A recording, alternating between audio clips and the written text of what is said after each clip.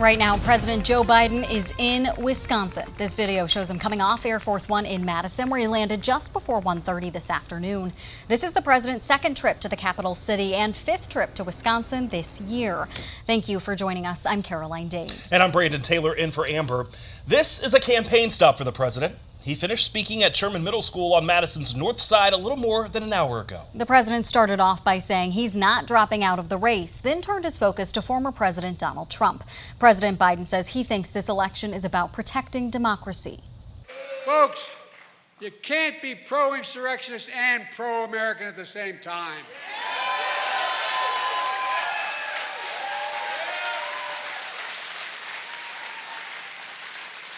This is so damn serious. You can't love your country only when you win.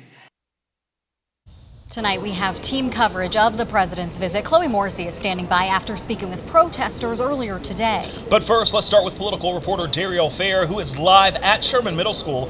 She's got you covered on why prominent Democrats in our state say they are sticking by the president. Darielle. Brandon, Caroline, Wisconsin is a pivotal battleground state on the path to 270 come November. President Biden is now facing the task of regaining the confidence of voters and including those members in his own party on whether he is fit to continue his campaign. Biden received some backlash after his presidential debate performance. His campaign team attributed it to jet lag from his recent travels and a cold. President Biden vowing to continue his campaign in a press briefing with more than 20 Democratic governors at the White House on Wednesday. Wisconsin Congressman Mark Pocan and Governor Tony Evers among those speaking out against 4 more years of former President Donald Trump.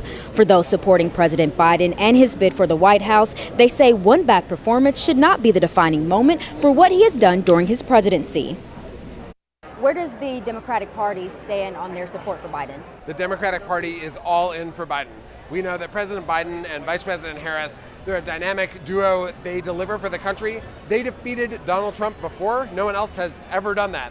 And we know that in the midterms, they massively exceeded the expectations of pundits and right-wing pollsters who were flooding disinformation into the news waves.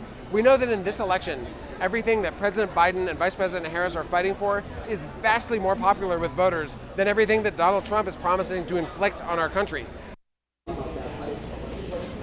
Following his campaign event in Madison, President Biden is sitting down with ABC's George Stephanopoulos later this evening, his first television interview since the debate.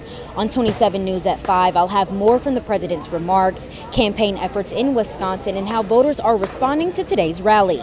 Live in Madison, Darielle Fair, 27 News.